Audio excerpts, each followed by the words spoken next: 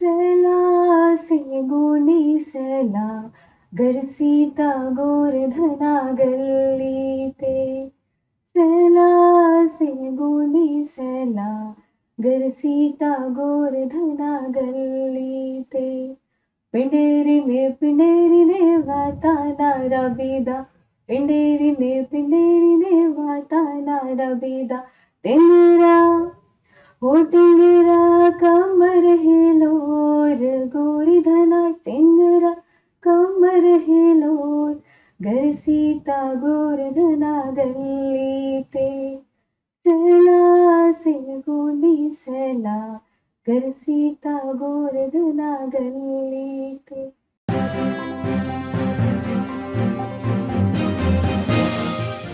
नमस्कार दोस्तों, मैं doctor Hamid Khan, team director path IAS academy. CGPSC 2019 में सफल विद्यार्थियों का इंटरव्यू आप सुन रहे हैं और इसी क्रम में हमारे साथ प्राची ठाकुर बैठी हैं और आपको सासो का पद इस वर्ष प्राप्त हुआ है और आपने अगला मेंस भी दे रखा है, तो उम्मीद है बहुत जल्दी आप डिप्टी कलेक्टर के पद पर आ जाएं और ऐसी हमारी कामना है. तो प्राची, बहुत बहुत स्वागत आपका. धन्यवाद.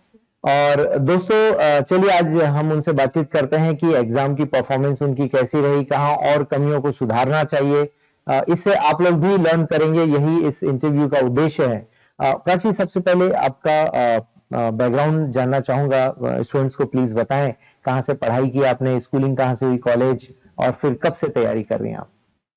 जय जोहार संगीमन. मेरा नाम प्राची ठाकुर है. मैं दुर्ग से हूँ. मैंने इंजीनियरिंग की है इलेक्ट्रॉनिक्स एंड टेलीकम्युनिकेशन ब्रांच से, और 2014 में इन्फोसिस में मैंने ट्रेनिंग की अपनी 1 साल की. उसके बाद मैं जिंदल में कार्यरत थी. उसके बाद मुझे लगा कि प्राइवेट जॉब शायद मुझे छोड़कर और आगे बढ़ना चाहिए और सीजीपीएससी की प्रिपरेशन करनी चाहिए. तब से मैंने सीजीपीएससी की तैयारी करना चालू कर दिया था. पहले ही प्रयास में मैं प्रीलिम्स क्वालिफाई कर चुकी थी और मेंस दिलाया मैंने, परंतु किसी कारणवश कुछ नंबरों की कमी के कारण मेंस क्लियर नहीं हो पाया. और उस दौरान ही मैंने ठान लिया था कि पीएससी तो किसी भी हालत में क्रैक करना ही है. तो फिर मैं लगी रही सर, और 17-18 में असफल होने के बाद 2019 में सफलतापूर्वक ये पद हासिल किया है. बहुत बढ़िया. प्राची, 3-4 साल समय देने के बाद ऐसी कौन सी चीज होती है जिसमें हम फर्स्ट ईयर नहीं कर पाते हैं? कोई ऐसी चीज जिसको अब आप रिकॉल करती होंगी कि मैं फर्स्ट ईयर कर ली होती तो शायद सिलेक्शन हो गया होता. सर होता ये है कि जब हम लगातार असफल होते जाते हैं तो आसपास के जो लोग रहते हैं हमारे, वो बहुत नेगेटिव कमेंट्स करते हैं. और कुछ लोग तो ऐसे होते हैं जो लगातार क्रिटिसाइज ठीक करते बात रहते हैं कि इतने ठीक. साल से तैयारी कर रहे थे, अभी तक रैंक नहीं लगा, अभी तक पोस्ट नहीं मिली, क्या कर रहे हो आगे, और भी बहुत सारे ऐसे कमेंट्स होते हैं. तो मुझे ऐसा लगता है हमें जितने भी कैंडिडेट्स हैं जो सीजीपीएससी की प्रिपरेशन कर रहे हैं, उन्हें नेगेटिविटी से दूर रहना चाहिए. कितने ही लोग नेगेटिव कमेंट्स करें या कुछ भी, अपने लक्ष्य के प्रति हमें ईमानदार रहना चाहिए. सफलता तो निश्चित ही मिलनी ही है. बहुत बढ़िया. देखिए दोस्तों, होता यही है और शुरुआती दौर की गलतियां आपको आगे सिखाते जाती हैं और अंततः आप पद ले लेते हैं. सबसे बड़ी चीज जो मुझे समझ में आती है कि धैर्य आपने रखा, पेशेंस आपने रखा. और कई बार ऐसा भी लगा होगा कि पढ़ाई में कुछ कमी हो रही है, शुरुआती दौर में उन कमियों को आप दूर नहीं कर पाए. वो कौन सी चीजें थी ताकि नए स्टूडेंट सीख सकें? जी सर, मोटिवेट होते रहना, सेल्फ मोटिवेशन करना बहुत इम्पोर्टेंट है सर. जी. ऐसा होता है कि यदि हम अच्छा स्कोर नहीं कर पाते टेस्ट सीरीज में भी, तो कई बार मन में एक ख्याल आता है कि नहीं, थोड़ी और मेहनत करनी चाहिए. तो ये बहुत ज़रूरी है. कहीं भी अपने आप को लो फील नहीं करना है. अगर ठीक है कोई कमी हो रही है, हमें उसे फिक्स करना चाहिए और आगे बढ़ते रहना चाहिए. जब मैं प्रिपरेशन कर रही थी तो मुझे अक्सर ऐसा लगता था कि मैं राइटिंग स्किल थोड़ी-सी मुझे और सुधार करनी चाहिए, क्योंकि लिमिटेड स्पेस रहता है. तो क्योंकि मेंस आंसर राइटिंग जब हम करते हैं तो कुछ शब्दों के वर्ड लिमिट रहते हैं हम, तो उसका बहुत ध्यान रखना पड़ता है सावधानीपूर्वक. तो उन सब में मैंने वर्क किया, कंटेंट अच्छे निकाल के लाई, और करंट अफेयर से डेली मैं इकोनॉमिक डेटास के अलग से नोट्स बनाती थी, स्कीम्स पर अलग नोट्स बनाती थी, क्योंकि ये ऐसे लिखने में बहुत सहायक होते हैं. तो ऐसे किया आपने. ओके. जब आप अध्ययन कर रहे थे उस दौरान अपने जो स्टडीज हैं, लाइक सब्जेक्ट वाइज, सपोज हम हिस्ट्री की बात करें, ज्योग्राफी, इकोनॉमी की बात करें, इनके लिए क्या नोट्स बना रहे थे या डायरेक्ट सोर्स से पढ़ रहे थे आप? क्या किया आपने? जी सर, तो क्योंकि मैं एक इंग्लिश मीडियम स्टूडेंट हूँ, तो जैसे कि सब जानते हैं कि स्पेशली सारे जो सीजीपीएससी के स्टडी मटेरियल्स हैं वो हिंदी मीडियम में अवेलेबल है। तो मैंने सभी सब्जेक्ट्स के नोट्स प्रिपेयर किए, पॉइंट वाइज नोट प्रिपेयर किए मैंने सर इंग्लिश में लिखकर, और उसे ही रिवाइज करती थी मैं। ओके। एग्जाम के पहले पहले रिवीजन के लिए कुछ आपने अलग से और शॉर्ट नोट्स बनाए थे, ताकि वो जो एक हफ्ते का टाइम आपको मिलता है, लास्ट 1 वीक, अब 7 दिन बचे हैं और अब एग्जाम है, तो उसके लिए आपने क्या खास तैयारी की? सर उसके लिए भी मैंने नोट्स अपने शुरू से ही ऐसे प्रिपेयर किए थे कि ताकि जब रिवीजन का टाइम रहे 10-15 दिन पहले एग्जाम के, तो मैं तुरंत वो पॉइंट वाइज न्यूज सब हेडिंग, मतलब पॉइंट वाइज जो मैंने बनाए थे नोट्स अपने, वो सब हेडिंग को देख के तुरंत मतलब याद हो जाए। तो फ्लो चार्ट में बनाती थी, डायग्रामेटिकल रिप्रेजेंटेशन किया हुआ था, तो उससे हो जाता है। बहुत बढ़िया। ऐसे वगैरह के लिए कोई स्पेशल प्लान किया था आपने? जी सर, जैसा कि हमारे मेन सिलेबस में क्लियरली दिया हुआ है, ऐसे 3 पार्ट में डिवाइडेड है। पहला इंट्रोडक्शन देना है, दूसरा इकोनॉमिक डेटास के साथ, करंट अफेयर्स के साथ हमको अपडेटेड रहना है ऐसे में, और तीसरा है कि एक परफेक्ट कंक्लूजन देना है हमको। तो उसके लिए मैं ऐसे राइटिंग प्रैक्टिस करती थी, करंट अफेयर डेली बेसिस पे पढ़ती थी, और इकोनॉमिक डेटा के लिए अलग से नोट्स बना के रखे थे, जिसे मैं जैसे योजनाओं में ही कुछ भी अपडेशन होता रहता था, मैं नोट्स में उसे कवर करती जाती थी, और ऐसे में फिर उसे ऐड ऑन करती थी। बहुत बढ़िया।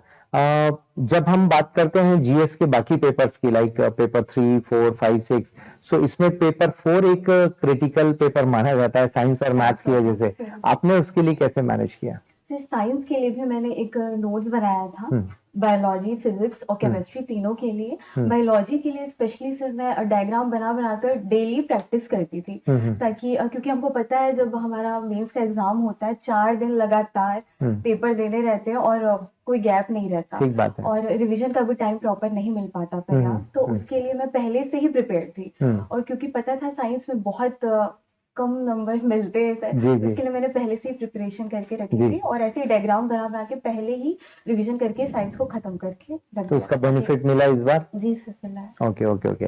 पेपर 7 कैसे मैनेज किया प्राची आपने? पेपर 7 चूंकि करंट बेस्ड है, ज्यादातर बच्चे परेशान थे शुरुआती दौर में, क्या रहा उसका प्रबंधन?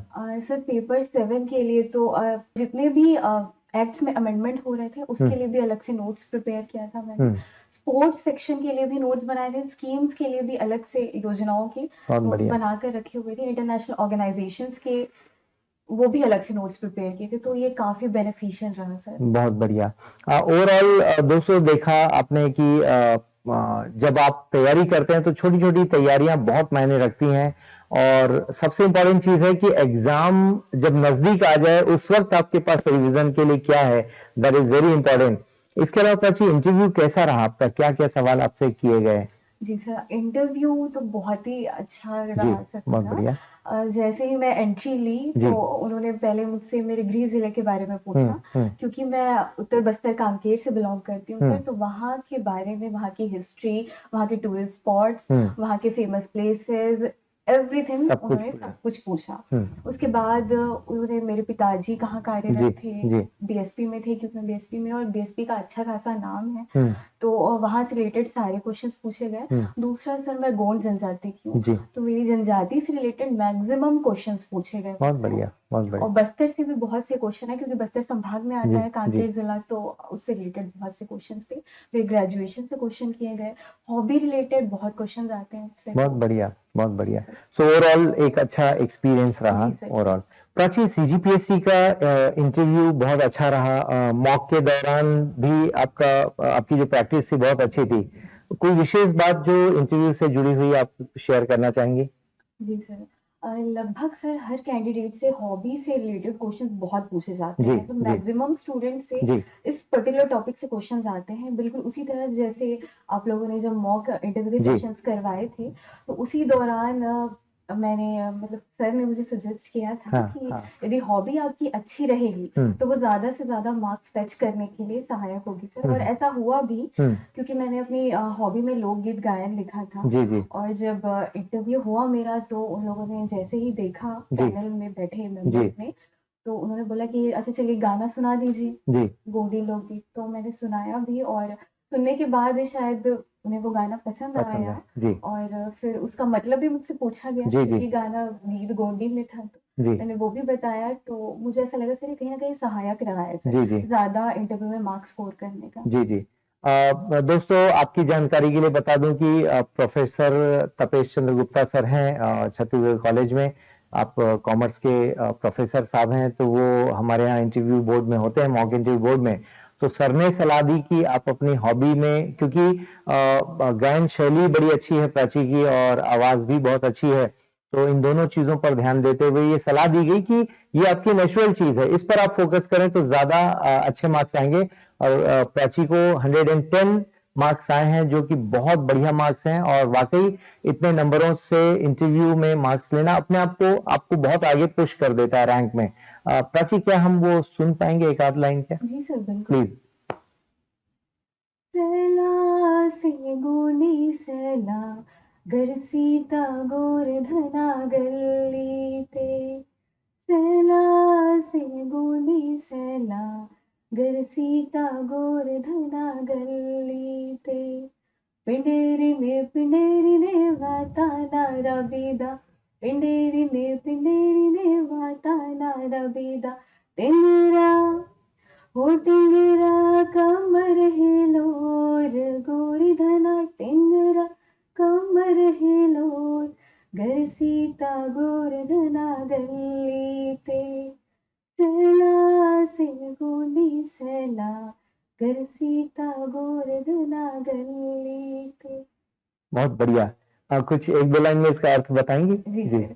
सर सैला नृत्य के दौरान जो हम्म युवक युवती होते हैं वो अठखेलियां खेलते हुए, मनोरंजन करते जी हुए, जी गली गली में घूमते हुए जी ये नृत्य करते हैं। और बहुत जो बढ़िया। दूसरी लाइन है पिंडरे ने वाता ना रबिदा, उसका ये अर्थ है कि गोंड आदिवासियों का जो मूल स्थान माना जी जाता है, जैसे वो अमरकंटक को माना जाता है, अच्छा, तो पिंड स्थान वही है। बहुत और वहां बढ़िया। से नर्मदा नदी का उद्गम होता है, तो नर्मदा नदी का आह्वान करते हैं जी जी युवक युवती सैला नृत्य करते हुए, ताकि नर्मदा मैया वहां से बहती हुई जी आएंगी जी और गोंड आदिवासियों का उद्धार करेंगे। सर बहुत यही है। बढ़िया। तो लोक कला में रुचि भी रही है आपकी, ऐसा लगता है आपको देखकर सुनकर ऐसा? सर मतलब हाँ, सुनना पसंद है सर। हम्म। और जैसे हमारे छत्तीसगढ़ में भी, हाँ, छत्तीसगढ़ की लोक संस्कृति तो है ही जी सबसे विभिन्न और परिष्कृत, तो हमेशा से थोड़ा एक झुकाव रहा सर। बहुत बढ़िया। तो कभी सोचा आपने कि इस ओर भी करियर को दिशा दी जा सकती, शौकिया तौर पे ही सही? हाँ सर, है ना, थोड़ा आपकी बहुत। आवाज बहुत अच्छी है और जो गाने में जो इनपुट्स चाहिए, जो एक्सप्रेशन चाहिए, वो सब कुछ आपका बेहतर है। तो चलिए, ये भी आशा करते हैं कि आप जरूर इस मामले पर बेहतर करेंगी, है ना। ढेर सारी शुभकामनाएं हमारी। और ओवरऑल दोस्तों देखिए, इंटरव्यू में छोटे छोटे इनपुट्स मायने रखते हैं। जब आपके पास एक अनुभवी मॉक पैनल बैठता है, तो वो आपको आपके हर शब्द को पकड़ता है आपके बायोडेटा से, और ये इत्तेफाक नहीं होता, ये अनुभव का मुद्दा है। और टीसी गुप्ता सर अपने अनुभव के आधार पर उन्होंने इस हॉबी को चेंज कराकर आप देखिए 110 पर, बिकॉज ये एक चीज है जो यूनिक होती है। दिन भर में इंटरव्यू बोर्ड भी मॉक, वो लोग इंटरव्यू जो लेते हैं पीएससी में, उनके पास भी कोई नई चीज आती है, उनके अंदर भी उत्साह आ जाता है कि हाँ, इस बच्ची ने अच्छा किया, इस बच्चे ने अच्छा किया, और उस आधार पर उनके अंदर से भी मार्क्स अच्छे निकलते हैं। तो आप देख पा रहे हैं 110, मतलब एक लाइन आपकी बहुत इंपॉर्टेंट हो जाती है। इस गाने की दो लाइनों ने ही शायद उनके दिल को छू लिया होगा कि इस बच्ची ने खूब मेहनत की है, और उस परंपरा को, उस आदिवासी परंपरा को निभाते हुए उसका सम्मान करना, ये मायने रखता है। और प्रशासक के लिए क्या चाहिए?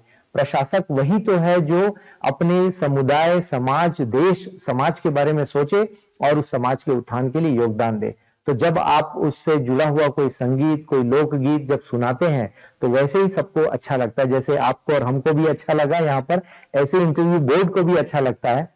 तो दोस्तों, अपनी हॉबी जरूर विशेष रखिए, यदि है तो। नहीं है तो सोचिए आपको अच्छा क्या लगता है, उसको आप विकसित कीजिए और अभ्यास कीजिए, और 110 क्या, 120, 130 नंबर पर भी आप जा सकते हैं। आई होप ऐसा है प्राची? जी बिल्कुल बिल्कुल ठीक है। अब जो आपने अगली बार जो दोबारा जो मेंस हुआ, इन दोनों में आपकी स्ट्रैटेजी में क्या फर्क रहा? क्योंकि ऑब्वियसली कुछ ना कुछ तो इम्प्रूवमेंट आपने किए होंगे। जी सर, डेफिनेटली किया है सर।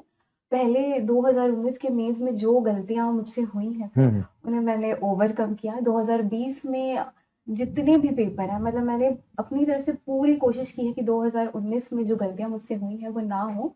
और आशा है सर कि रिजल्ट अच्छा रहा। फिर भी नए छात्रों को बताने के लिए कि हम आपको जो बात समझ में आई होगी कि 19 में ये गलत था तो 20 में मैंने नहीं किया, यदि हम 2-4 पॉइंट्स बता सकें। जी सर। सर जब 2019 का मेंस का पेपर मैंने दिया था तो अब बहुत हड़बड़ाहट थी एक सर, और मैं उस हड़बड़ाहट में कुछ कुछ गलतियां कर बैठी 2019 के मेंस में, तो वो मैंने ओवरकम किया जैसे कि आराम से धैर्य से आंसर को, क्वेश्चन को 2 बार अच्छे से पढ़कर आंसर अपने दिमाग में फ्रेम करिए, उसके बाद लिखिए। वैसे तो ज्यादा समय होता नहीं है सर मेंस में हम लोग के पास सोचने का, वेटेज वाले क्वेश्चंस को पहले करना है सर, बॉटम से टॉप की अप्रोच रखना इसमें बेहतर रहता है। 15 मार्क्स से क्वेश्चंस पहले अटेम्प्ट कीजिए, फिर 10, फिर 8, फिर बाकी के 4 और 2 लास्ट में रखिए। ओके, तो बड़े क्वेश्चंस आपने पहले किए। जी सर जी। आंसर राइटिंग के दौरान कुछ आप लाइक फ्रेमिंग करते थे कि पहले मैं फ्रेम कर लूं, स्ट्रक्चर कर लूं, देन मैं राइट करूं, ऐसा कुछ था सर वो वेटेज वाले क्वेश्चंस के लिए, वेटेज वाले जितने भी क्वेश्चंस थे उसके लिए मैंने क्वेश्चन को 2 बार पढ़ा, उसके बाद आंसर फट से तुरंत फ्रेम करना रहता है। स्ट्रॉन्ग पॉइंट्स जो मतलब ज्यादा मार्क्स फेच करने में हमें सहायक हो सर, उसको पहले लिख के अच्छे से रख लेती थी, और 15 मार्क्स के क्वेश्चंस के लिए तो फ्रेमवर्क किया है मैंने सर। बहुत बढ़िया। कोई क्वेश्चन छूटा भी है एग्जाम हॉल में? नहीं सर, छूटा 2020 में तो कोई भी क्वेश्चन नहीं छूटा। 19 में छूटे हैं? जी सर 19 में छूटे थे, क्योंकि सेक्शन रिलेटेड जो क्वेश्चंस आए थे पेपर 7 में सर, तो यदि उसका आंसर आपको नहीं पता है तो गलत लिखने का तो कोई मतलब सवाल ही पैदा नहीं होता, जी, तो जी। उसे छोड़ दिया। Okay okay okay. दोस्तों देखिए, प्लानिंग कितनी जरूरी है, स्ट्रैटेजी बनाना कितना आवश्यक है, और हर चीज आप सीखते हैं, एवरीडे सीखते हैं, और उसी तरह से विकास आप करते हैं। डेवलपमेंट का मतलब यही होता है कि जो आपने लास्ट किया उसके बाद आगे आप कैसे बढ़ रहे हैं, गलतियों को सुधारते जाना है, और एक गलती से आप नीचे भी आ जाते हैं और एक अच्छी बात से आप ऊपर भी निकल आते हैं, और मार्क्स में बड़ा अंतर। सो ओवरऑल सबसे जो इम्पोर्टेंट पेपर जिसको आपने सुधार किया होगा 20 वाले मेंस में, वो कौन सा पेपर रहा होगा? सर वो पेपर 7 ही था। अच्छा, 7 ही था। जी सर, इस बार उतना अच्छा स्कोर नहीं कर पाई, तो मुझे ये चीज पता थी सर कि मुझसे गलतियां हुई हैं 2019 के पेपर में, तो 2020 में मैंने कोई कमी नहीं छोड़ी है सर। बहुत बढ़िया। प्रीलिम्स को लेकर स्ट्रैटेजी क्या रही प्राची? क्योंकि प्रीलिम्स में बहुत सारे बच्चे इस बात को लेकर कंफ्यूज रहते हैं कि सर हम पहले 7-8 महीने प्रीलिम्स पढ़ते हैं, फिर मेंस पढ़ेंगे, पता चला प्री ही नहीं पास हुए तो पूरी स्ट्रैटेजी फेल हो जाती। जी सर, क्योंकि यदि हम प्री ही क्वालिफाई नहीं कर पाए तो मेंस में बैठेंगे कैसे, तो प्रीलिम्स की स्ट्रेटजी ऐसी होनी चाहिए, प्रीवियस ईयर्स के पेपर एनालाइज कीजिए, देखिए किस सेक्शन से ज्यादा क्वेश्चन पूछे जा रहे हैं। जैसे कि छत्तीसगढ़ में कोई भी पोर्शन हमें नहीं छोड़ना है, चाहे वो आर्ट हो, कल्चर हो, ट्राइब से क्वेश्चन आते ही आते हैं, हिस्ट्री सेक्शन से क्वेश्चन आएंगे ही आएंगे, तो वो हमें कवर करना ही है, मतलब छत्तीसगढ़ का कोई भी पोर्शन नहीं छोड़ना है।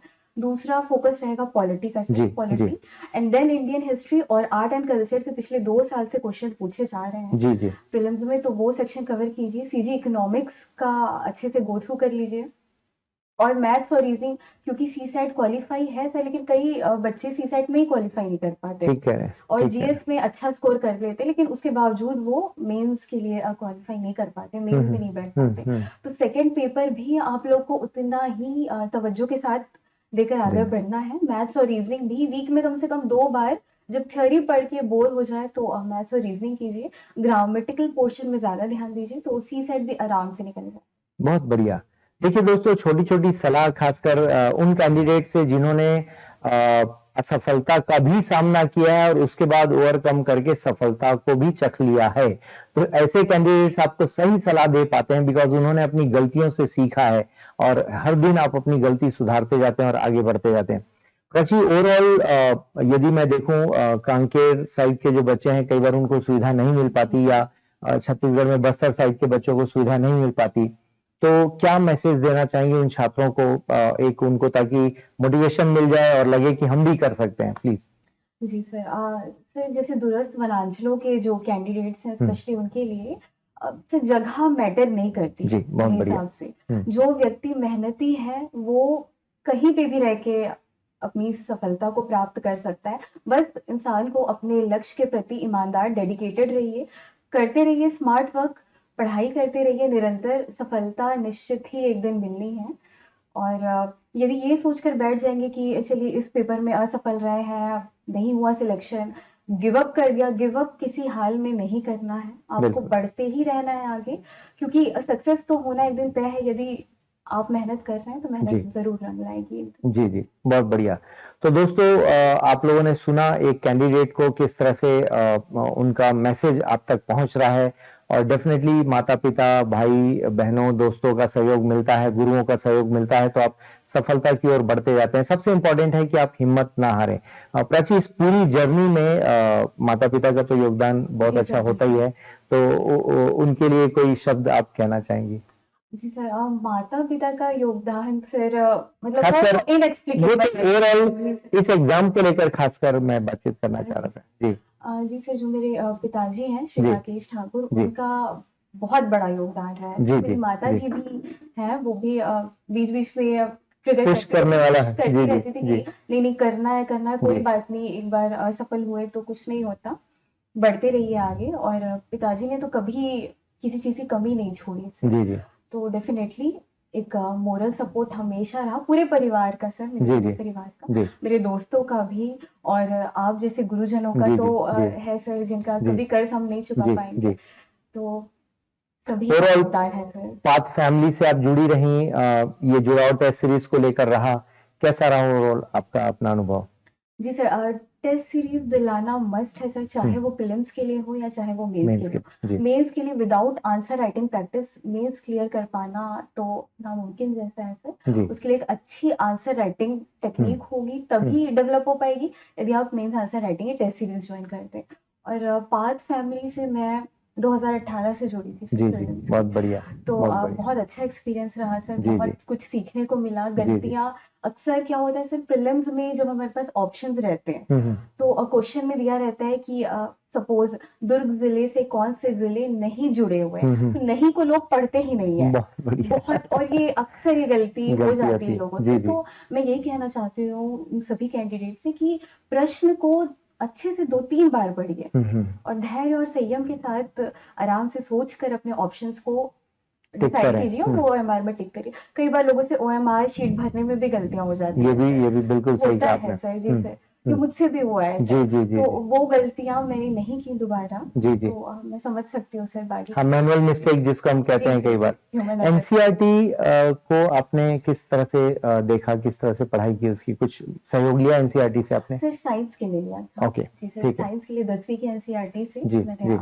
कवर किया था, पढ़ा था। हम्म, और उनसे कंबाइन करके अरिहंत के नोट्स भी जी। मैंने कंबाइन करके अपने एक नोट्स तैयार किए थे। और लास्ट में तो मैं अपने ही नोट्स पढ़ कर गई थी सर, जो मेरे ओके, हैंड रिटन बहुत नोट्स थे। बढ़िया, बहुत बढ़िया। ये जो 5-6 दिन का एग्जाम चलता है बहुत हेक्टिक होता है, तो उस दौरान टाइम मैनेजमेंट आप कैसे कर रही थी? क्योंकि एग्जाम हॉल में 6 घंटे और बाहर के बाकी, तो जी उस टाइम पर क्या आपका शेड्यूल रहा होगा? सर, उस समय जब 4 दिन लगातार जी पेपर होते हैं, 6-6 घंटे लिखना जी पड़ता जी है एक जी जगह से, तो पहले से ही माइंडसेट मैंने प्रिपेयर कर लिया था उसके लिए। और फर्स्ट पेपर में मैं बहुत अच्छे से प्रिपरेशन कर चुकी थी, जी सेकंड का जी। भी अच्छा था। हम्म, बाकी के जो उसके बाद के पेपर्स थे सर, क्योंकि टाइम मिलता नहीं है हमको जी ज़्यादा, तो बिल्कुल। पहले से ही रिवीजन करके रख लेना है अच्छे से, हम्म। ताकि उस समय जब हम लोग अपने नोट्स को बस पन्ने पलटने की ज़रूरत रहे, हम्म, पॉइंट वाइज़ चीज़ें याद करके हम जाएँ तो ईज़िली लिख सकते किया हैं जा सर। जी सकता है। सर। बहुत बढ़िया। दोस्तों देखिए, ये छोटी-छोटी जो बातें हैं वो आपको सहयोग करेंगी और मदद करेंगी। डेफिनेटली आप अपनी तैयारी में भी ऐसे कई सारे कैंडिडेट्स हैं जिनके इंटरव्यू सुनेंगे आप। ऑब्वियसली हर छात्र अपनी ओर से रणनीति बनाता है, सबकी स्ट्रैटेजी अलग-अलग होती है, और आप प्राची को भी सुन पा रहे हैं, उनकी भी अपनी स्ट्रैटेजी रही है। बस मुद्दा ये है कि उस पर आप टिके रहें और अडिग रहें ताकि परफॉर्मेंस आपकी बनती रहे। प्राची, चलते-चलते ओवरऑल कोई मैसेज देना चाहेंगे छात्रों को जो तैयारी में लगे हुए हैं? जी सर, मैं सभी कैंडिडेट से यही कहना चाहती हूँ कि यदि आप इस प्रयास में असफल रहे हैं तो बिल्कुल भी हार मत मानिए। एक भी दिन बिना वेस्ट किए आप अपनी तैयारी जारी रखिए। कोई बात नहीं, यदि कोई आपको कुछ भी बोले, नेगेटिव लोग और नेगेटिविटी से दूर रहिए और अपनी प्रिपरेशन करते रहिए। जो आपके गुरुजन हैं, आपके माता-पिता हैं, जो आपकी निरंतर सफलता के लिए आपके प्रयासरत हैं, उनकी आशाओं पर आप खरे उतरें। यही मेरा मैसेज है। समाज, मेरा एक सवाल हमेशा होता है कि समाज के लिए प्रशासक बनने के बाद कुछ विशेष करना चाहेंगी? जी कोई एक मुद्दा जिसको आपने चुन रखा है? जी सर, क्योंकि सर मैं एक आदिवासी लड़की हूँ, तो हम्म। हमेशा से मेरा ये थॉट रहा है सर कि मैं बस्तर संभाग में अपनी जी सेवा दूँ सर। जी और वहाँ पे अक्सर देखने को मिलता है सर, नक्सलिज्म जी जैसे जी मुद्दे जो रहते हैं वो बहुत हाईलाइट रहते हैं। जब हम बाहर भी कहीं घूमने जाते हैं जी तो जी लोग बाग छत्तीसगढ़ को बिल्कुल एक नक्सलगढ़ के तौर पे देखते हैं। बिल्कुल। तो ये जो माइंडसेट है लोगों का, वो मैं बदलना चाहती हूँ सर। बहुत और बढ़िया। वहाँ के निरंतर विकास के लिए मैं काम करना चाहती हूँ। बहुत बढ़िया। देखिए दोस्तों, कितनी अच्छी बात है कि आप एक ऐसे पृष्ठभूमि से जब आते हैं कि जहां पर टैग लगा हो कि आप आदिवासी हैं, और उसके बावजूद भी आपको जो भी अपॉर्चुनिटी मिलती है उसे ग्रैब करते हैं, माता पिता के सहयोग से आगे बढ़ते हैं और अंततः प्रदर्शन करते हैं। इस बात को लेकर हम बैठे रहें कि हम किसी विशेष पिछड़े क्षेत्र से आते हैं, तो फिर तो हम कभी भी विकास नहीं कर पाएंगे। और प्राची को जैसा आप देख पा रहे हैं, सुन पा रहे हैं कि उन्होंने कड़ी मेहनत की है, और टैग लगा होना, नाम में क्या लिखा हुआ है, सरनेम, इस बात से कोई नहीं फर्क पड़ता। आप आगे बढ़िए, आपको आगे बढ़ाने वाले बहुत सारे लोग बैठे रहते हैं, और जरूर समुदाय विशेष योजनाएं बनती हैं सरकार की, जरूर। उसके बावजूद भी जब तक हम स्वयं एफर्ट नहीं लगाएंगे तब तक हम आगे नहीं बढ़ सकते। तो आप प्राची सभी के लिए उदाहरण है, पूरे समाज के लिए और छत्तीसगढ़ के लिए उदाहरण है, और हमें भी गर्व होता है ऐसे छात्रों को मार्गदर्शन दे पाते हैं। और डेफिनेटली उनकी अपनी मेहनत ज्यादा इंपॉर्टेंट है, क्योंकि उन्होंने सकारात्मक सोचा। लंबे समय में जब तैयारी करते हैं, और खासकर गर्ल कैंडिडेट की बात मैं अक्सर करता हूं प्राची, कि माता पिता कई बार समय नहीं दे पाते हैं, कि बस 2 साल आपको मिलेंगे और अब आप तैयारी कीजिए, या तो पढ़ लीजिए या तो फिर शादी। तो कम से कम आप एक सकारात्मक उदाहरण के तौर पर आपको देखा जा सकता है, समझा जा सकता है। तो ये मामला विशेष है हमारे लिए भी, और अच्छा उदाहरण है। और उम्मीद करते हैं, आशा करते हैं कि आप अगली बार आए तो हम डिप्टी कलेक्टर के तौर पर आपका इंटरव्यू लें। और पूरे पाथ परिवार की ओर से आपको ढेर सारी शुभकामनाएं प्राची। धन्यवाद। जय हिंद, जय छत्तीसगढ़। थैंक यू सभी को, बहुत बहुत धन्यवाद, और प्राची को भी धन्यवाद। Thank you. धन्यवाद।